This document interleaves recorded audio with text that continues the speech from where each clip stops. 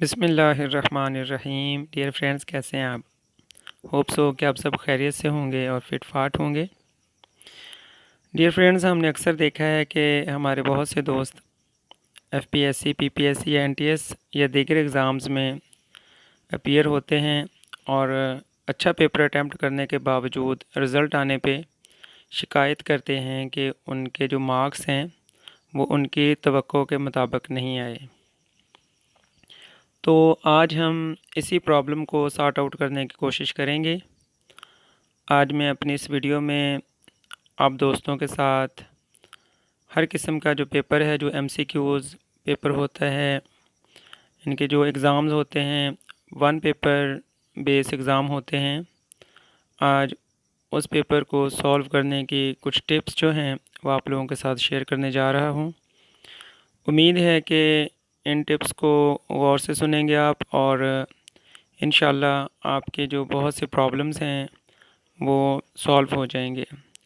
तो आपने वीडियो को एंड तक देखना है, वीडियो को लाइक करना है, शेयर करना है, कमेंट करना है और अभी तक जिन दोस्तों ने मेरे चैनल को सब्सक्राइब नहीं किया उन्होंने मेरे चैनल को सब्सक्राइब करना है।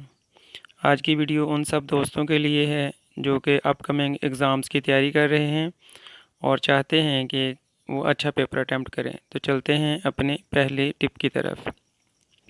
पहली टिप है understand question statement. Dear friends, दी गई स्टेटमेंट के जवाब देखे बिना गौर से पढ़ें। यानी कि जो स्टेम दिया गया है, किसी भी स्टेटमेंट, किसी भी क्वेश्चन की जो स्टेटमेंट दी गई है उसको आपने जवाबात देखे बगैर गौर से पढ़ना है। बहुत से कैंडिडेट हाफ स्टेटमेंट पढ़ते हैं और सोचते हैं कि उन्हें स्टेटमेंट की समझ आ गई है और वो सीधे आंसर पे चले जाते हैं, जो कि बहुत बड़ा ब्लंडर होता है। दी गई स्टेटमेंट को गौर से पढ़ें, उसके बाद दिए गए जो है ऑप्शंस हैं उनका आंसर करें। हमने अक्सर देखा है कि हाफ स्टेटमेंट पढ़ने के बाद हमारे माइंड में उस क्वेश्चन का आंसर आ जाता है, तो हम समझते हैं कि हमें इस स्टेटमेंट की समझ आ गई है और हम डायरेक्टली जो है वो उस आंसर की तरफ चले जाते हैं। लेकिन ये ऐसा आपने बिल्कुल भी नहीं करना। आपने क्वेश्चन का दिया गया स्टेम जो है उसको बगौर पढ़ना है और उसके बाद जो है आपने आंसर्स की तरफ बढ़ना है और उसके बाद आपने बड़े गौर से आंसर्स को चेक करना है और उसको स्टेटमेंट से मैच करना है। जो आंसर आपको स्टेटमेंट से रेलेवेंट लगे आपने उसी आंसर पे फोकस करना है और हाफ स्टेटमेंट के साथ आपने आंसर्स पे नहीं जाना है। तो जो स्टेम होता है ये बहुत ही इम्पॉर्टेंट होता है, उसको आपने गौर से पढ़ना है। हमारी सेकंड टिप जो है choose answer in your mind first.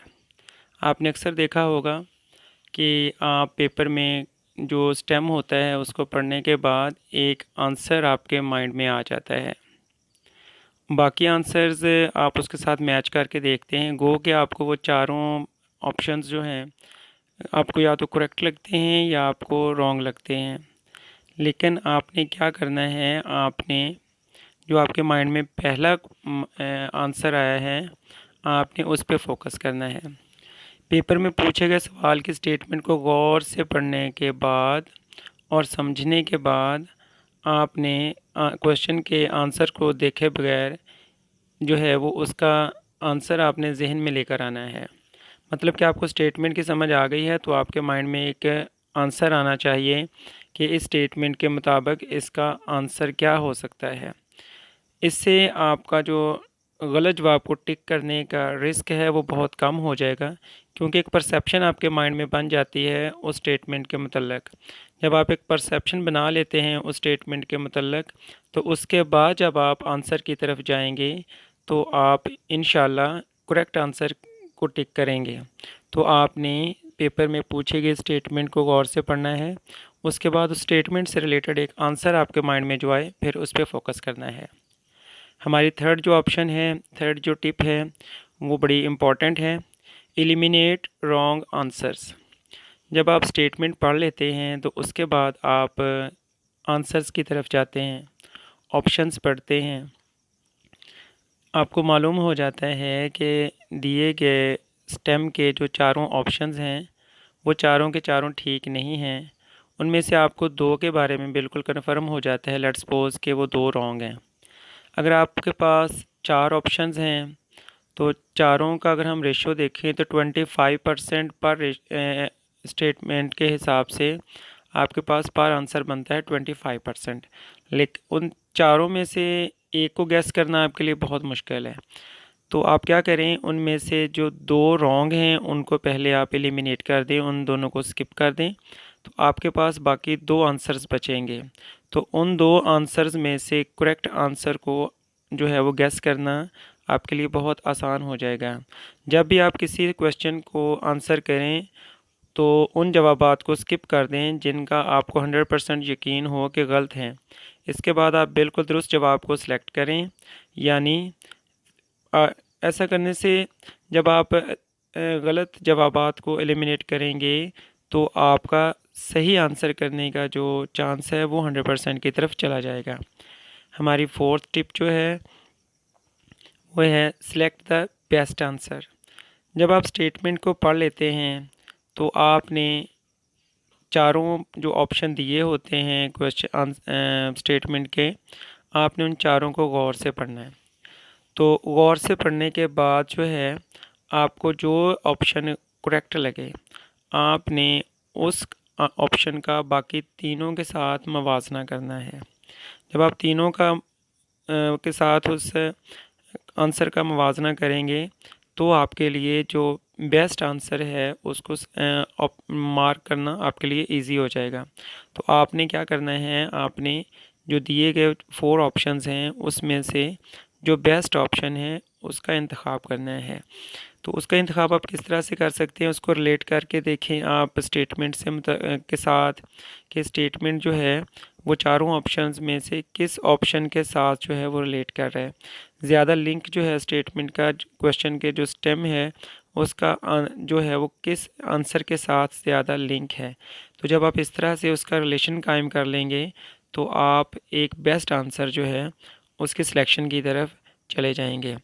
इससे ये होगा कि अगर आप में बेस्ट आंसर को सिलेक्ट कर लेते हैं तो आपको पता है कि पीपीएससी में जो होता है वो नेगेटिव मार्किंग होती है, तो आप नेगेटिव मार्किंग से भी बच जाएंगे। हमारी 5th जो टिप है वो है read every option carefully. Final option को सिलेक्ट करने से पहले तमाम ऑप्शंस को आपने बगौर पढ़ना है, अच्छी तरह से पढ़ना है। अक्सर कैंडिडेट ये मिस्टेक करते हैं कि स्टेटमेंट पढ़ते ही सोचते हैं कि इस स्टेटमेंट्स का आंसर उन्हें पता है, लेकिन अक्सर ये असेसमेंट गलत होती है। इसलिए आपने तमाम ऑप्शंस को गौर से पढ़ना है। इस बात को अपने माइंड में रखना है कि if it seems too easy you are guessing wrong. यानी अगर आपको कोई भी स्टेटमेंट आपको आसान लग रही है, कोई भी क्वेश्चन आपको आसान लग रहा है, तो इस बात को माइंड में रखें कि आप गलत सोच रहे हैं। कोई भी स्टेम जो है वो इतना इजी नहीं होता पेपर में। तो आपने समटाइम्स ऐसा होता है कि कुछ क्वेश्चन बहुत स्ट्रेट फॉरवर्ड से आसान से होते हैं, लेकिन सारा पेपर इस तरह का नहीं होता। तो आपने जो है वो स्टेम को पढ़ने के बाद आपने तमाम जितने भी ऑप्शंस दिए हुए हैं उनको आपने गौर से पढ़ना है, और गौर से पढ़ने के बाद आपने जो है करेक्ट आंसर की तरफ जाना है।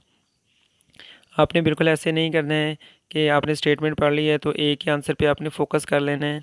वो उस वक्त करना है जब आपको 100% यकीन हो कि ये आंसर इसका बिल्कुल ठीक है। लेकिन इसके अलावा आपने तमाम ऑप्शंस को गौर से पढ़ना है। अगर आपको एक किसी करेक्ट आंसर का पता भी है फिर भी आपने सारे ऑप्शंस को एक दफ़ा अच्छी तरह से पढ़ लेना है। हमारी 6th टिप है answer the question you know first. Sometime ऐसे होता है कि आप स्टेटमेंट पढ़ते हैं और जो है आपको उसका आंसर नहीं आता, तो आपने पेपर में सबसे पहले उन क्वेश्चंस को अटैम्प्ट करना है जिनके आंसर्स आपको आते हैं। इसका फ़ायदा ये होगा कि आप जब उन क्वेश्चंस को अटैम्प्ट कर लेंगे तो आपके पास बाकी पेपर को सॉल्व करने का ज़्यादा टाइम बचेगा। सम टाइम ऐसे होता है कि स्टूडेंट्स जो होते हैं वो ज़्यादा डिफ़िकल्ट आंसर्स की तरफ पहले चले जाते हैं कि बाकी तो हमें आते ही हैं, तो चलो हम जो हैं वो इस तरह से करते हैं कि पहले जो नहीं आते उनको अटैम्प्ट करें। तो बाद में जो डिप्रेशन की वजह से, बॉदरेशन की वजह से जो स्टूडेंट्स होते हैं वो अक्सर जो क्वेश्चन उनको आते होते हैं उनको भी वो रॉन्ग कर लेते हैं। तो सबसे पहले उन सवालात के जवाब आते हैं जिनके जवाबात आपको आते हैं। इससे आपका टाइम भी बचेगा और आप पेपर में ज़्यादा से ज़्यादा स्कोर भी कर सकेंगे। तो इससे के लिए मेरी छोटी सी टिप है कि आप सबसे पहले जो आपका फेवरेट सब्जेक्ट है, जिस सब्जेक्ट में आपने मास्टर किया हुआ है या जिस सब्जेक्ट में आपको ज़्यादा कमांड है, लेट्स सपोज मैथमेटिक्स है, इस्लामिक स्टडीज़ है या उर्दू है, तो आप जो है सबसे पहले उन क्वेश्चंस को की तरफ जाएँ जिनमें आपका मास्टर और जिनमें आपको कमांड हासिल है। तो उनको हल करने के बाद आप बाकी पेपर की तरफ जाएँ। चलते हैं नेक्स्ट स्टेप की तरफ। This is very important. आपने जो है सम टाइम देखा होगा कि पेपर में क्वेश्चन स्टेटमेंट में लफ्ज़ नॉट आ जाता है, इस तरह समटाइम्स आता है, ऑलवेज़ आता है या नेवर आता है। आपने इन चारों वर्ड्स को जहन में रखना है। अगर स्टेटमेंट में जो क्वेश्चन पेपर का स्टेम है, अगर उस स्टेम में इन चारों वर्ड्स में से कोई एक वर्ड आता है और इसके अगेंस्ट जो है, इसके अगेंस्ट कोई भी ऑप्शन जा रहा हो, मतलब कि इन वर्ड्स के अगेंस्ट कोई भी ऑप्शन आपको दिया गया हो आंसर्स में, तो आपने उसको टिक नहीं करना है। लेट्स सपोज कि आपके पास सम टाइम्स आ जाता है और उसके अगेंस्ट काउंटर जो एग्जांपल में दिया होता है ऑलवेज़ दिया होता है, तो आपने सम टाइम्स के अगेंस्ट वाला जो ऑलवेज़ वाला ऑप्शन है उसकी तरफ बिल्कुल भी नहीं जाना है। इसी तरह नॉट जो है और एक यस वाला आ रहा है, तो आपने जो है वो यस वाले की तरफ बिल्कुल भी नहीं जाना। मतलब कि इन अल्फाज के अगेंस्ट स्टेटमेंट्स जो दी होती हैं आंसर्स में, वो आंसर्स बिल्कुल 100%, अगर ना भी हों 95% वो रॉन्ग होते हैं। तो ये बड़ा ट्रिक है कि आपने जिन स्टेटमेंट्स में जिन स्टेम्स में ये चारों वर्ड्स आ रहे हों, तो इनके काउंटर एग्जांपल में जो स्टेटमेंट दी होगी आंसर में, उनकी तरफ नहीं जाना, वो रॉन्ग होंगे। नेक्स्ट टिप है हमारी, stick with your first choice but not always. ये बहुत ही इम्पोर्टेंट सी आपके पास टिप है हमारे। अगर आप इसको गौर से देखें तो आपने क्या करना है कि अगर आप जो है स्टेटमेंट पढ़ते हैं, आप के पास एक आंसर आपके माइंड में आ जाता है, तो आपने उस पर फोकस करना है। स्टेटमेंट पढ़ने के बाद जो आंसर आपके सबसे पहले बेस्ट लगे उस पर फोकस करें, बाकी आंसर्स का उस आंसर के साथ मुवाजना करें। अगर दूसरे ऑप्शन में से कोई आंसर आपको 100% करेक्ट लगे तो उसे मार्क करें, नहीं तो स्टेटमेंट पढ़ने के बाद जो आंसर आपको ज़्यादा दुरुस्त महसूस हो उसी पर फोकस करें। क्योंकि एमसीक्यूज़ टाइप टेस्ट जो होते हैं, पेपर्स जो होते हैं, वो स्टेटमेंट को स्टूडेंट्स को कंफ्यूज करने के लिए नहीं बनाए जाते, बल्कि स्टूडेंट्स के नॉलेज और एबिलिटी को चेक करने के लिए बनाए जाते हैं।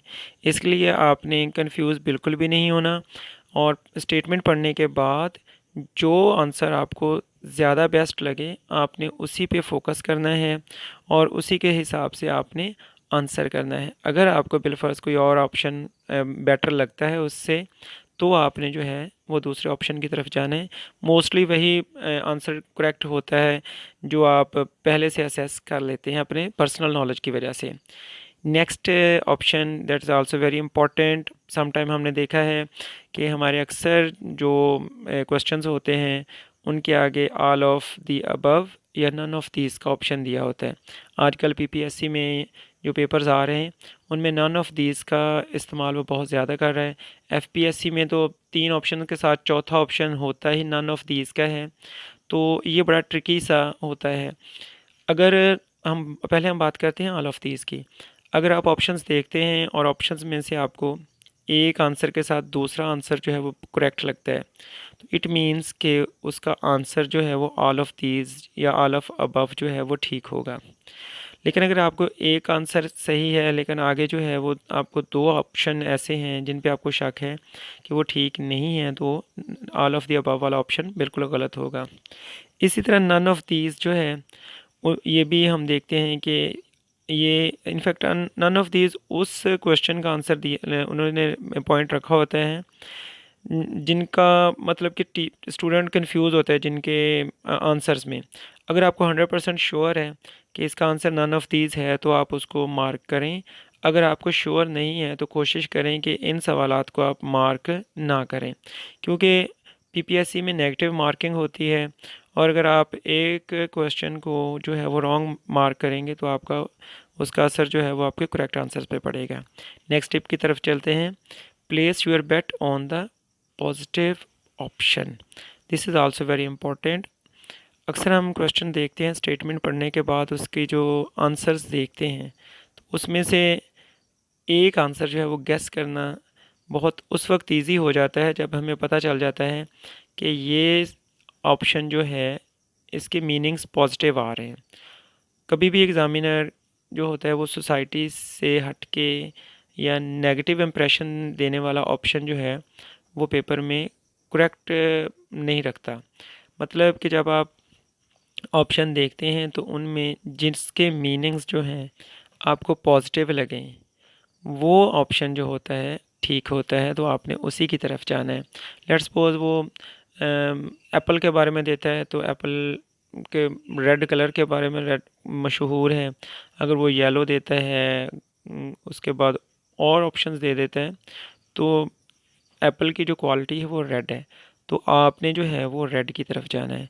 मतलब कि आपने स्टेटमेंट से रिलेटेड वो ऑप्शन जो है वो चूज़ करना है जो उसके पॉजिटिव मीनिंग्स दे रहा हो, उसके पॉजिटिवनेस को शो कर रहा हो। तो आपने जो है वो इस बात को भी ख्याल रखना है कि आपने हमेशा पॉजिटिव आंसर की तरफ जाना है। नेक्स्ट जो है हमारी लास्ट टिप जो है वो है the more information the better. ये भी बड़ा आसान सा ट्रिक है।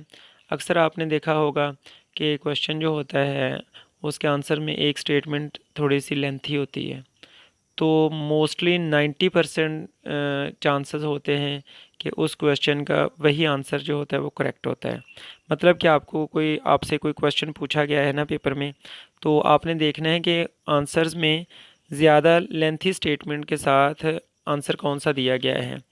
तो जिस क्वेश्चन का स्टेटमेंट का आंसर ज़्यादा लेंथी होगा वही आंसर उसका मोस्टली 90% जो होता है वो करेक्ट होता है। तो आपने इस चीज़ को भी ख्याल रखना है कि अगर आपको पेपर में कोई क्वेश्चन ऐसा आता है जिसकी स्टेटमेंट जो है वो थोड़ी सी लेंथी है और मीनिंगफुल है, तो आपने जो है फिर उसी स्टेटमेंट की तरफ जाना है और इसी को आपने मार्क करना है, वही आपका क्वेश्चन का आंसर ठीक होगा। अब ये नहीं होना चाहिए कि वो स्टेटमेंट्स जो हैं वो चारों की चारों लेंथी दे दे और उनमें से एक स्टेटमेंट जो है वो पॉजिटिव हो, बाकी जो 3 स्टेटमेंट्स हों वो गिवन स्टेम के जो है वो अगेंस्ट हो, तो आपने उसके अगेंस्ट चले जाना है। नहीं, ऐसा बिल्कुल भी नहीं करना आपने।